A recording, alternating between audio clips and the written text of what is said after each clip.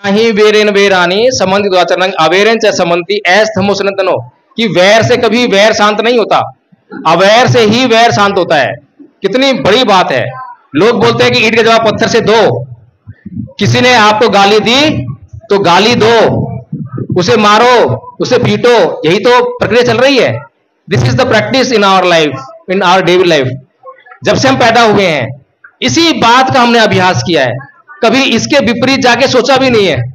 कभी हमने सोचा भी नहीं है कि कोई मुझे गाली दे तो मैं गाली नहीं दूं। कभी सोचा है किसी ने?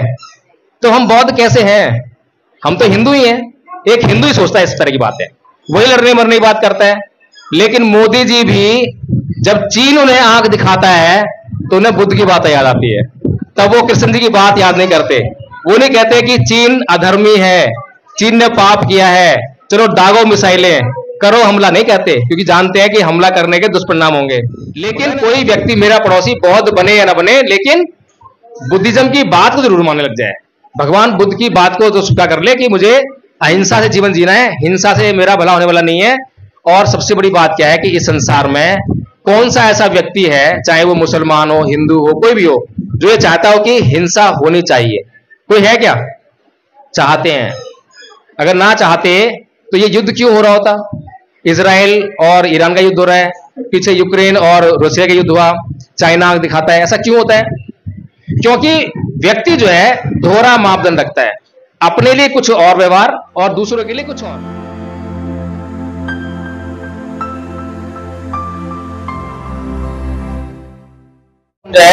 जो बेकार चीजें हैं, जो काम का नहीं है, उसको भी हम यूज में लेके आ रहे हैं। लेकिन जो बहुत काम की चीज है उसको हम यूज में नहीं ला पा रहे हैं। कारण ये है कि हम जानते ही नहीं है। जैसे कि हमारे साथ में आचार्य है, सुजाता जी हैं, धम्मपद से जुड़ी, और उन्होंने वो कोर्स किया, कंप्लीट किया, और आचार्य का उन्होंने जो है पद प्राप्त कर लिया, तो आचार्य बन गए। आचार्य जरा इधर आइए एक बार। धम्मपद के कुछ पद बताएंगे आपको, अर्थ सही जो है, और देखिए कि कितना महत्व है उनका। के पद है मनो पुब्बंगमा धम्मा मनोसेठा मनोमया मनसा चे पदुत्थेन भासति वा करोति वा ततो न दुःखमन्वेति चक्कं व वहतो पदं। ये है मन ही प्रमुख है, मन ही सभी प्रवृत्तियों का अगुवा है। जो भी कर्म हम जो करते हैं मन से ही उत्पन्न होते हैं। मन यदि हमारा दुशील है, फल भी उसे हमें दुशील ही निकलेगा, अच्छा ये नहीं था, क्योंकि मन दुखी है और दुख से किया हुआ कार्य कभी भी अच्छा कर्म देते ये नहीं कर सकता है। इसी के लिए और वो दुख हमारे पीछे किस तरह से लगता है, जैसे बैलगाड़ी चलती है तो बैलगाड़ी के जो बैलों के पीछे गाड़ी का जो चक्का होता है वह चक्का हमारे पीछे दुख के समान वैसे ही लग जाता है। और इसके बाद में है फिर दूसरा पद है मनो पुब्बंगमा धम्मा मनोसेठा मनोमया मनसा चे प्रसन्नेन भासति वा करोति वा ततो न सुखमन्वेति छाया व अनपायिनी। अर्थात ये मन ही प्रमुख है, हर प्रवृत्तियों का मन प्रमुख है, मन से ही हर कर्म होते हैं। यदि हम अच्छे मन से कोई कार्य करते हैं हमें सुख की प्राप्ति होती है, और सुख हमारे पीछे उसी प्रकार लगता है जैसे हमारे साथ कभी न छोड़ने वाली छाया। दूसरा ये है अकुच्छी मंग अवधि मंग अजीनी मंग आहाती में एच तंग न उपनहंती वेरम तेसुपसम्मति। जैसे है उसने मुझे मारा, उसने मुझे डांटा, उसने मुझे गाली दिया, इस तरह की भावना जो मन में नहीं रखते हैं, दैट मीन्स इस प्रकार क्या है मैत्री की भावना करेंगे तो उससे मन में उसके प्रति है उसका बैर शांत हो जाता है ना, ये है। और भगवान बुद्ध ने कहा है नहीं वेरे न वेरानी समन्ति धकुदा चनंग अवेरे न सम्मति ऐस धम्मो सनातनो। वैर से बैर कभी शांत नहीं होता है, अवैर से ही वैर शांत होता है। यही हमारा सनातन धर्म का नियम है। ये हमें भगवान बुद्ध ने हमें इस तरह से सजाया, और इसी से ही हमारा मनुष्य का है प्रवृत्तियां, मनुष्य के नियम इसी से ही चलते हैं। यही हमारे धर्म है। बहुत बहुत साधुवाद। देखिए आचार्य जी ने मात्र 3 दिन में ये कोर्स कंप्लीट कर लिया था। ये कोर्स है, 4 पेज का कोर्स है खाली, ये कोर्स है खाली। आधा कोर्स तो इनको आता ही था, क्योंकि बौद्ध हैं तो आधा कोर्स तो इसमें है ही। आधा कोर्स जो धम्मपद का जो अभी सुनाया है जो है वो इन्होंने सिर्फ 3 दिन में याद करके और आचार्य बन गए थे। यहाँ पर पब्लिक में बोलने की आदत नहीं है मेरे ख्याल से, इसीलिए जो है थोड़ा सा डिस्टर्ब हो गई थी। तो भगवान बुद्ध जो है कितनी सुंदर बातें कहते हैं, और एक एक बात ऐसी है जिससे केवल और केवल मनुष्य का कल्याण होता है। जैसा कि अभी आचार्य ने बोला कि अकोछि मंग अवधि मंग अजिनी मंग आहासी में ये चतंग उपनयंती बेरंग तेसंग नय सम्मति, कि उसने मुझे मारा, उसने मुझे डांटा, उसने मेरा सब कुछ जीत लिया। जो इस प्रकार की बातें अपने मन में बनाए रखते हैं उनका वैर कभी शांत नहीं होता। अगर आप लोग सुनने वाले नहीं होते मैं बहुत जल्दी खत्म कर गया होता। आप लोग बहुत साधुवाद इस बात के लिए। हाँ, और उम्मीद है कि अगर बात को समझ में आएगी तो बात आगे भी बढ़ेगी, और बात आगे बढ़ेगी तो हमारे कल्याण की, तो हम अपने कल्याण के लिए आगे काम भी करेंगे। तो इस प्रकार से जो हम देखते हैं कि हमारे परिवारों में एक समस्या रहती है, पति पत्नी के बीच में, भाई बहन के बीच में, पिता पुत्र के बीच में अक्सर कुछ ना कुछ कहा सुनी हो जाती है। और जब कहा सुनी होती है तो हम उसको जो है पकड़ कर बैठ जाते हैं। कई बार पति पत्नी के बीच छोटी सी बात पे खाने को लेकर विवाद हो गया, पति ने मान लीजिए कुछ ज्यादा कटु शब्द बोल दिए, पत्नी ने दिल से लगा लिया, 2 दिन तक नहीं बोली, 1 हफ्ता हो गया, 1 महीना हो गया, अपने मायके चली गई, साल भर हो गया, यहां तक नौबत जो है डाइवोर्स पे आ जाती है। तो इतना सारा सब कुछ जो है क्यों हो गया? क्योंकि एक व्यक्ति ने दूसरे व्यक्ति को कुछ कहा और उसने वो बात अपने मन में बैठा ली, और मन में बैठा ली तो उसका जो है मन शांत नहीं हो रहा, वो अशांत हो गया। इतना सब कुछ किस लिए हुआ? डिवोर्स तक हो गया। किस लिए हुआ? केवल भगवान बुद्ध की ये बात हम नहीं जानते थे। अगर भगवान बुद्ध की ये बात जानते तो तत्क्षण उस बात को वहीं छोड़ देते।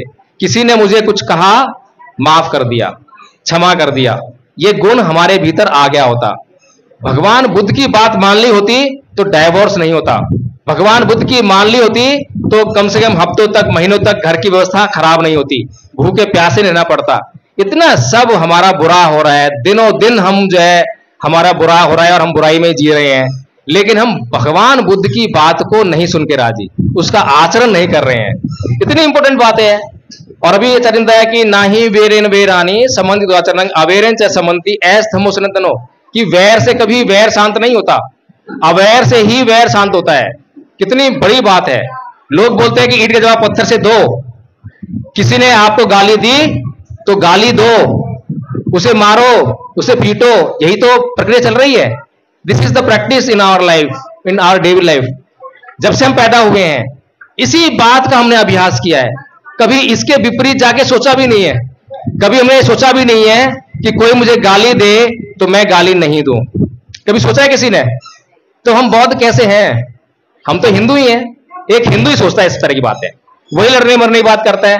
लेकिन मोदी जी भी जब चीन उन्हें आंख दिखाता है तो उन्हें बुद्ध की बात याद आती है, तब वो कृष्ण जी की बात याद नहीं करते। वो नहीं कहते कि चीन अधर्मी है, चीन ने पाप किया है, चलो दागो मिसाइलें करो, हमला नहीं कहते, क्योंकि जानते हैं कि हमला करने के दुष्परिणाम होंगे। होता है ना ऐसा? यही बात को अगर हम समता में रहकर हमेशा उसका समान व्यवहार करें। अरे भाई, कोई ताकतवर व्यक्ति मेरे सामने आ जाएगा तब मैं अहिंसा का पालन करूं, तब तो करने पड़े, मजबूरी है। जब कोई मैं अहिंसा का पालन थोड़ा कर रहा हूं, मैं तो अपनी कमजोरी का पालन कर रहा हूं। बात तो जब बन जाए जब मुझसे कमजोर व्यक्ति हो और वो मुझे गाली दे, और जब मैं अहिंसा का पालन करूं, यही तो समता रहेगी ना। तब पता लगेगा कि हाँ, मैं वास्तव में धर्म का पालन कर रहा हूं, मैं सबके साथ समान व्यवहार करता हूं, चाहे कोई ऊंचा है, नीचा है, गरीब है, अमीर है, शरीर से मजबूत है, कमजोर है, इस बात से फर्क नहीं पड़ना चाहिए। मेरा व्यवहार जो है सम्यक होना चाहिए, उचित होना चाहिए, सबके लिए एक जैसा होना चाहिए, न्यायोचित होना चाहिए, तो मुझे कहीं पर भी कठिनाई का सामना नहीं करना पड़ेगा। अब ये बातें एक बौद्ध के लिए तो अच्छी लग रही हैं, और बौद्ध लोग होंगे तो उनके बीच तो पालन हो जाएगा। लेकिन बौद्ध लोग नहीं है, अबौद्ध लोग हैं, मेरा पड़ोसी हिंदू है, सामने हिंदू है, इधर भी हिंदू है, तब क्या होगा? तब तो मैं खतरे में रहूंगा। मैंने बौद्ध धर्म जान लिया, सीख लिया, और मैं पालन कर रहा हूं, तो सुखी हूं क्या? मैं सुखी हूं? मैं बताइए कितने लोग मानते हैं कि अगर मैंने बौद्ध धर्म का पालन करना शुरू कर दिया तो मैं सुखी हो जाऊंगा? सुखी हो सकता हूं क्या? नहीं। क्यों? क्योंकि अभी मेरा समाज जो है वो बौद्ध नहीं है, और जब मेरा समाज बौद्ध नहीं है तो मुझे पर हमेशा खतरा बना हुआ है। वो हिंसक है, अगर हिंसक है उसके पास तलवार है, भाले हैं, बंदूक है, तो उसका इस्तेमाल करेगा ना, मुझ पे भी कर सकता है। तो मेरा जीवन भी खतरे में है। इसलिए मुझे चाहिए कि बौद्ध बन गया मैं, घर पे ना बैठूं, अपने पड़ोसी को भी बताऊं कि भाई तू भी बौद्ध बन जा। बौद्ध मत बन, बौद्ध बन मत बन, कोई फर्क नहीं पड़ता। बुद्ध ने बौद्ध नहीं बनाए, बौद्ध बनना हमारी जरूरी हो गया, जरूरत हो गया है। क्योंकि ये जो संसार है ये वर्गों में बटा हुआ है, धर्मों में, जातियों में, इसमें वर्ग बने हुए हैं, और एक वर्ग का इंटरेस्ट दूसरे वर्ग के इंटरेस्ट से टकराता है। इसलिए हमें जो है बौद्ध समाज जरूरत पड़ती है। लेकिन कोई व्यक्ति, मेरा पड़ोसी बौद्ध बने या ना बने, लेकिन बुद्धिज्म की बात को जरूर मानने लग जाए, भगवान बुद्ध की बात को तो स्वीकार कर ले कि मुझे अहिंसा से जीवन जीना है, हिंसा से मेरा भला होने वाला नहीं है। और सबसे बड़ी बात क्या है कि इस संसार में कौन सा ऐसा व्यक्ति है, चाहे वो मुसलमान हो, हिंदू हो, कोई भी हो, जो ये चाहता हो कि हिंसा होनी चाहिए? कोई है क्या? चाहते हैं। अगर ना चाहते तो ये युद्ध क्यों हो रहा होता? इजराइल और ईरान का युद्ध हो रहा है, पीछे यूक्रेन और रशिया का युद्ध हुआ, चाइना दिखाता है। ऐसा क्यों होता है? क्योंकि व्यक्ति जो है दोहरा मापदंड रखता है, अपने लिए कुछ और व्यवहार और दूसरों के लिए कुछ और। अपने लिए चाहता है कि मुझे लोग सब सम्मान करें, मुझे कोई गाली ना दे, मुझ पर कोई क्रोध ना करे, मेरी कोई हत्या ना करे, लेकिन सब पर चाहता है कि मैं धौंस जमा के रहूं, है ना? दोयम दर्जे का व्यवहार है। ऐसे ही मेरी तो कोई संपत्ति चुराए ना, लेकिन सबकी संपत्ति मेरे पास इकट्ठी हो जाए, मैं सबका मालिक हो जाऊं। मेरी बहन बेटियों से कोई भी बदतमीजी से व्यवहार ना करे, गलत आचरण ना करे, लेकिन मैं सबकी बहन बेटियों को छेड़ता रहूं। ऐसा ही व्यवहार ना, दोहरा आचरण है। मैं, मुझसे कोई झूठ ना बोले, लेकिन मैं सबको बेवकूफ बनाता रहूं। मैं तो कितनी भी दारू पीऊं, नशा करूं, लेकिन कोई जो है संसार में नशा ना करे, प्रमाद ना करे, सब जो है बिना आलस के अपना मेरी सेवा में लगे रहें। ऐसा हम जो है दोहरा आचरण करते हैं, चाहते हैं। इसीलिए समाज जो है अशांत है। अगर भगवान बुद्ध की एक एक शिक्षा को हम लोग धारण कर लेंगे, जान जाएंगे, सीख जाएंगे और उसकी बातें समाज में करने लग जाएंगे, तो ये समाज बौद्धमय हो जाएगा, ये भारत बौद्धमय हो जाएगा। और बौद्धमय भारत में किसी को कष्ट नहीं है, ना किसी मुसलमान को, ना किसी हिंदू को, ना किसी ईसाई को, किसी को परेशानी नहीं है। लेकिन हिंदू राष्ट्र होगा तो बाकी के धर्मों को कष्ट होने वाला है, मुस्लिम राष्ट्र हो जाएगा तो बाकी के धर्मों को कष्ट होने वाला है। कोई भी राष्ट्र बना के देख लो, सबको कष्ट हो जाएगा बाकी के लोगों को। और केवल भगवान बुद्ध का धर्म ऐसा है संसार में जिसका प्रचार और प्रसार केवल अहिंसा के बल पर हुआ है। आज तक एक आदमी को भी धमकी देकर बौद्ध नहीं बनाया। लेकिन क्या अन्य धर्मों के साथ में ऐसी बातें हैं? क्या हिंदू लोग अपना प्रचार जो कर रहे हैं वो हिंदू धर्म के अंदर गुण के आधार पर प्रचार कर रहे हैं क्या? नहीं, ध्वस्त पट्टी, बड़ा जबरदस्त प्रचार, यहां झंडे लगाओ, वहां झंडे लगाओ, सबको बताओ, है ना? ये प्रचार चल रहा है। धर्म क्या है पता ही नहीं है, धर्म के नाम पर कुछ नहीं है उनके पास, खोखला है। ईसाई धर्म ने इतिहास आगे देखो कितनी हत्याएं करी हैं, कितने यहूदियों को मार डाला। मुसलमानों को अभी देखे रहे हो, तालिबान क्या है, जिहाद क्या है, हिंसा से भरा हुआ खूनी हिंसा है। तो ये धर्म के नाम पर केवल और केवल मुझे आडंबर दिखाई देते हैं। बुद्ध का धर्म ऐसा है जो पूरी दुनिया को जो है रेगुलेट कर सकता है। आज पूरी दुनिया अगर युद्ध नहीं चाहती है तो उसके पास बुद्ध के मार्ग के अलावा दूसरा मार्ग नहीं है। अगर आज पूरी दुनिया शांति चाहती है तो बुद्ध के अलावा कोई और उनको जो है शांति देने वाला नहीं है।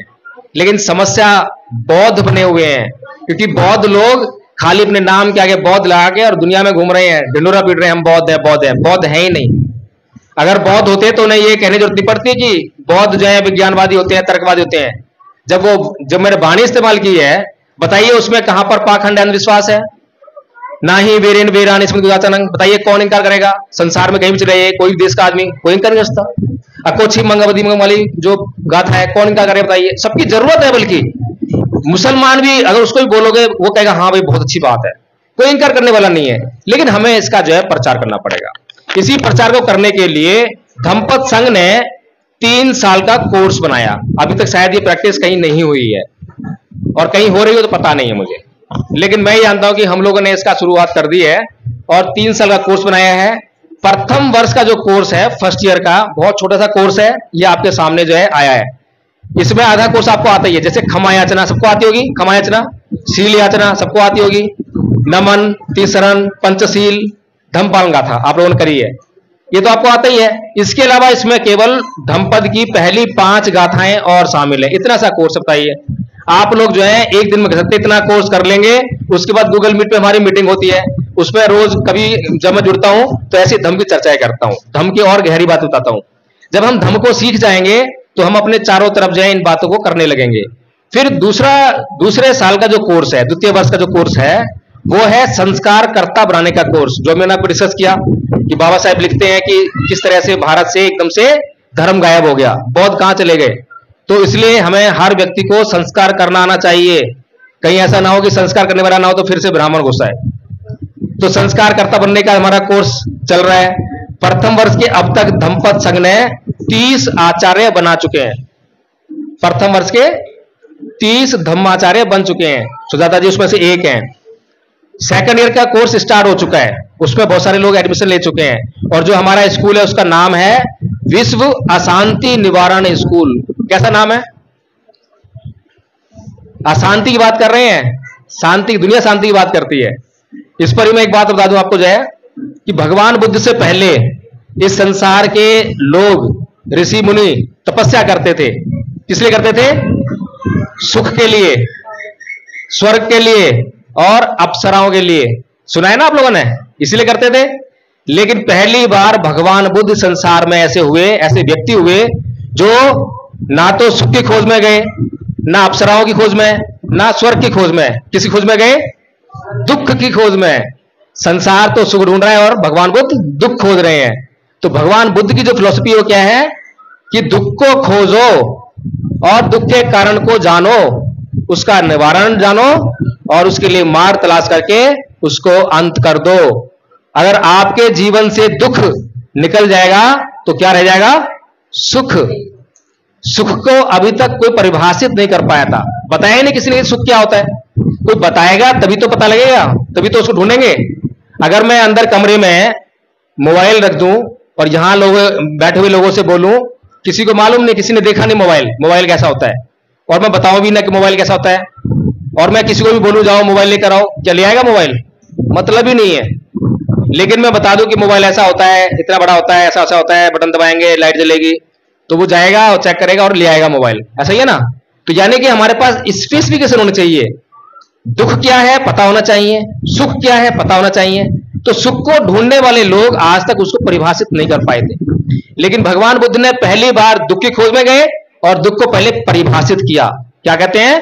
जाति भी दुखा, जरा भी दुखा, व्याधि भी दुखा, मना भी दुखा, शोक परिदेव दोमनस्य उपाया सापी दुखा, जम पी छंगने लभती तंपी दुखं, पेहि विपयोगो दुखा, अप्यहि संपयोगो दुखा, संख्यतेन पंचपादान खंदापि दुखा। कि जन्म लेना दुख है, रोग दुख है, बुढ़ापा दुख है, मरना दुख है, जो हम चाहते हैं वो नहीं मिलता तो दुख होता है, प्रियजनों का बिछुड़ना दुख होता है, अप्रियजनों का मिलना दुख होता है। कुल मिलाकर 5 स्कंदों से निर्मित ये शरीर दुखों का घर है। पहली परिभाषित कर दिया ना दुख को कि दुख क्या है। दुख बता रहे हैं, सुख नहीं बता रहे हैं। इसीलिए भगवान बुद्ध 5 शीलों में कुछ नहीं करने के लिए बोलते हैं। इतने बोलेंगे क्या करना चाहिए, वो कह रहे हैं भाई क्या करना चाहिए वो तो करते रहना, ये 5 बातें बस मान लो, ये नहीं करनी है, बाकी जो मर्जी करते रहो। अब ये मत करो, बाकी जो करते रहो। तो बताओ जीवन में आपके क्या आएगा? सुख, शांति, समृद्धि आएगी नहीं आएगी? इतना आसान रास्ता है भगवान बुद्ध का, लेकिन हम लोगों को ज्ञान ही नहीं है। प्रॉब्लम हमारे बौद्ध भिक्षु हैं। बौद्ध भिक्षु आते हैं, पता नहीं क्या करते हैं, मुझे कुछ मंत्र संत्र पढ़ते हैं, हाँ मंत्र पढ़ेंगे और जो है चले जाएंगे। लेकिन भगवान बुद्ध की बातें, उनका संदेश कितना जरूरी संदेश है, हमें समझाते नहीं है। आप लोग भी ऐसे ही हो, लेकिन क्योंकि हिंदू धर्म छोड़ के आए ना, हिंदू धर्म में कोई भी पीला वस्त्र पहनकर भीख मांगता है तो आप लोग उसको प्रणाम करते, प्रणाम साधु जी, ऐसे करते हैं ना। आज भी वही नहीं, पहले करते थे ना हिंदू थे जब, तो वहीं से तो आए हम लोग जो है, तो आदत तो वहीं की पड़ी हुई है। तो अब भी क्या करते हैं, अब भी जो है जो बौद्ध भिक्षु होता है, कोई भी आदमी चीवर ओढ़ ले जाके उसके पैरों में लेट जाते हैं। ऐसा ही है ना? ये नहीं देखते कि ये बौद्ध भिक्षु है या नहीं है। भगवान बुद्ध धम्पद में कहते हैं कि यो च वंत कस्सावा सीले सुषमाए तो उपे तो दम सच्चे निश्चय कासा बम रहती। जो सत्य का पालन नहीं करता, सील का आचरण नहीं करता, संयम से युक्त नहीं है, वह कासा वस्त्र को धारण करने का अधिकारी नहीं है। लेकिन ये तो तब आप सोचोगे ना जब आपको जानकारी होगी, आपको पता होगा, जब भी तो आप जांच करोगे उसकी। आप खुद ही अंधकार में हो।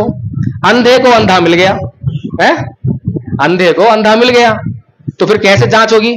तो इसीलिए जो है धम्मपद संघ आपको आंखें देने का काम कर रहा है, आपको बताने का काम कर रहा है कि क्या धम्म है, किस गुरु की शरण में जाना चाहिए, किस बौद्ध भिक्षु को दान देना चाहिए, क्या दान देना चाहिए।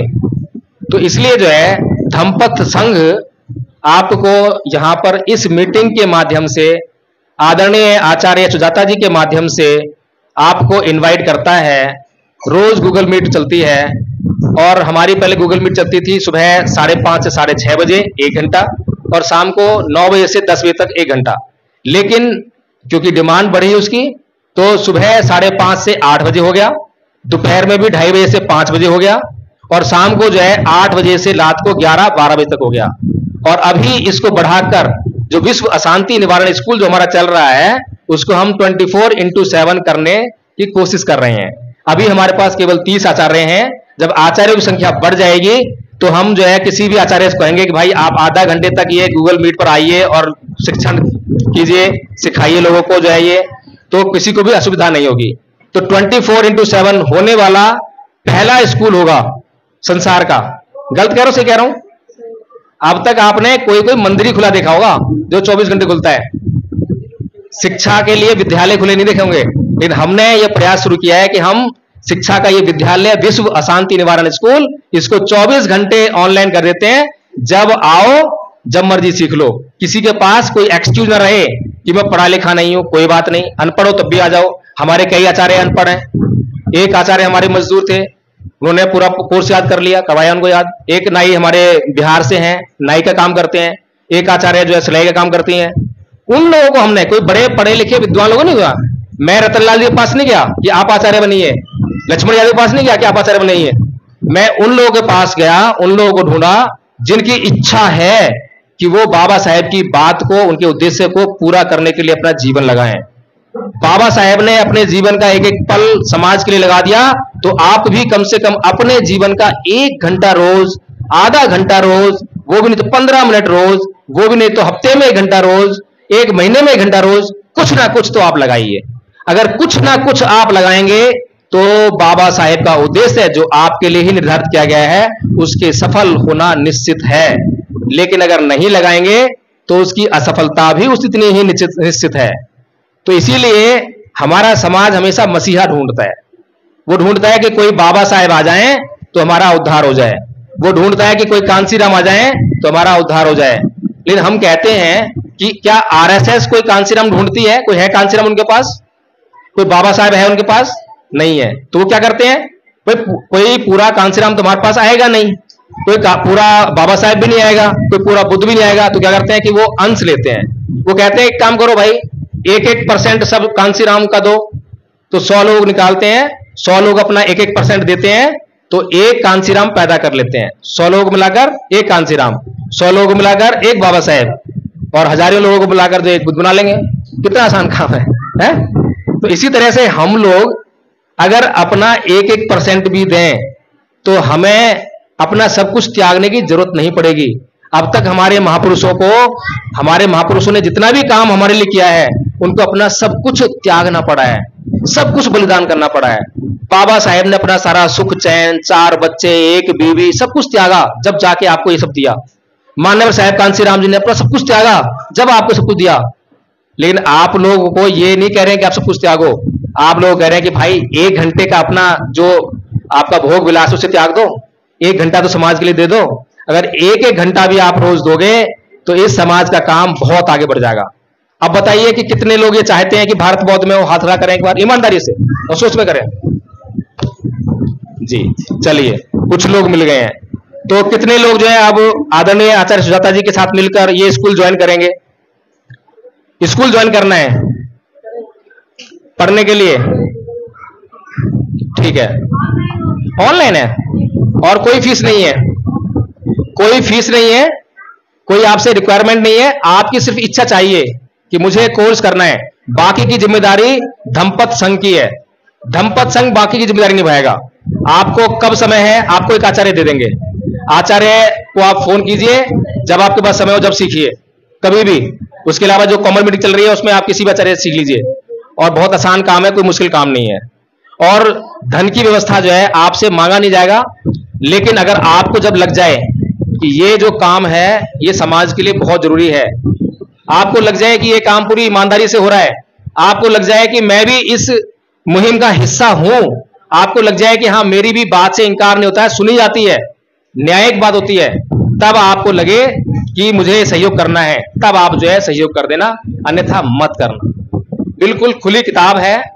और ये जो संघ है इसकी जो कार्यकारिणी है, सारे निर्णय इसमें कार्यकारिणी में लिए आते हैं। पवाना विधि कितने लोगों ने सुनी है? पवाना विधि सुनिए किसी ने? पवाना विधि नहीं सुनी? बताओ, बौद्धों के लिए पता होनी चाहिए। भिक्खु संघ जो है हर साल वर्षावास के बाद इसका आयोजन करता था, पवाना विधि का, कि अगर उससे कोई पाप हुआ है, किसी भी भिक्खु से कोई पाप हुआ है तो पाप देशना करे, उसको शुद्धिकरण कहते हैं। तो ऐसी ही विधि हमने अपने भीतर अपनाई है। हर बुधवार को पवाना विधि का आयोजन होता है। उसे पूछा जाता है कि भाई आपसे कोई सील का उल्लंघन हुआ हो तो बताइए, कोई जो धम्मपत्नी ने नियम बनाए हैं वो टूटा हो तो बताइए। फिर लोगों से पूछा जाता है कि भाई किसी ने किसी को नियम तोड़ते हुए देखा हो तो बताइए। इस तरह से संघ जो है लगातार अपने भीतर शुद्धि करता रहता है। समता में रहना सिखाते हैं। समता क्या है? टॉपिक ज्यादा चला जाएगा, टाइम हो गया। अच्छा, तो ठीक है, फिर मैं अब अपनी बात को यहीं भी विराम देता हूं। फिर कभी और मौका मिलेगा तो फिर आएंगे। जय भीम, नमो बुद्धाय।